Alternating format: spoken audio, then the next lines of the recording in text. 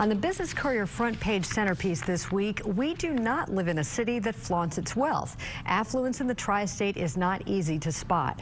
So the Business Courier went in search of where the money lives.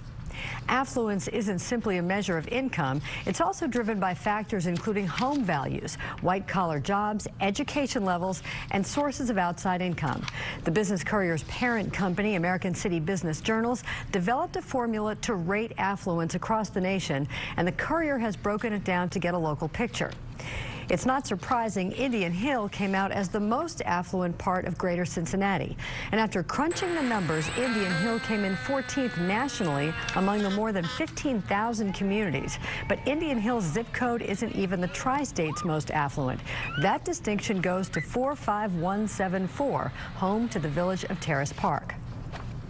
The section is full of colorful and interesting information that gives you the sense you're peeking into how the other half lives.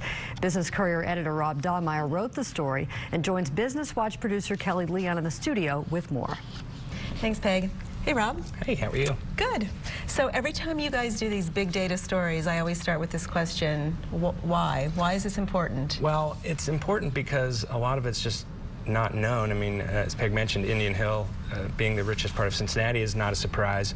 But when you get past them, the rest of the parts of town are a big surprise. You know, Wetherington being one of the most expensive places to live, Coldstream being one of the most expensive, Dry Run. So getting past those initial everybody understands it part, that's one of the reasons we do this. Businesses, we're a business paper, businesses need to know where the people with the money live because they need to sell them stuff. So giving better people an exact, and you know, we went down to the zip code, the exact definition of what that is, we felt was important. Yeah, talk about the zip codes a little bit, because Indian Hill, as you said, wasn't a surprise, right. But then you talked about Terrace Park. Yeah, 45243 for people that have a lot more money than me. That's and me. Okay. Indian Hill is that's Indian Hill 45243. But 45174 Terrace Park is actually higher nationally than Indian Hill, and part of that is because 45243 includes areas that just aren't really in the guts of Indian Hill. There are some parts of that zip code where there's just not as much affluence. Terrace Park, not so much. Okay, so I think also readers are going to go into this, and I'm going to be looking for my neighborhood or how do I rank, but that's not what this is about. You know, right. I'm a born and raised on the West Side. I did not see the West Side in there. No, you'll see a blank part of the map.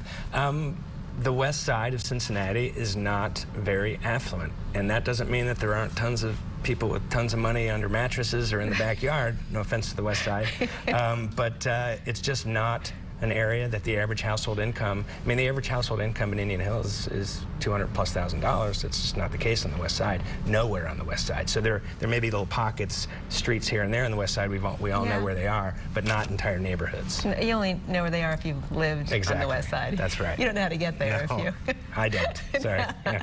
Well, it's really fun to read. Lots of good, colorful graphics, lots of great information. So, need to pick up a copy.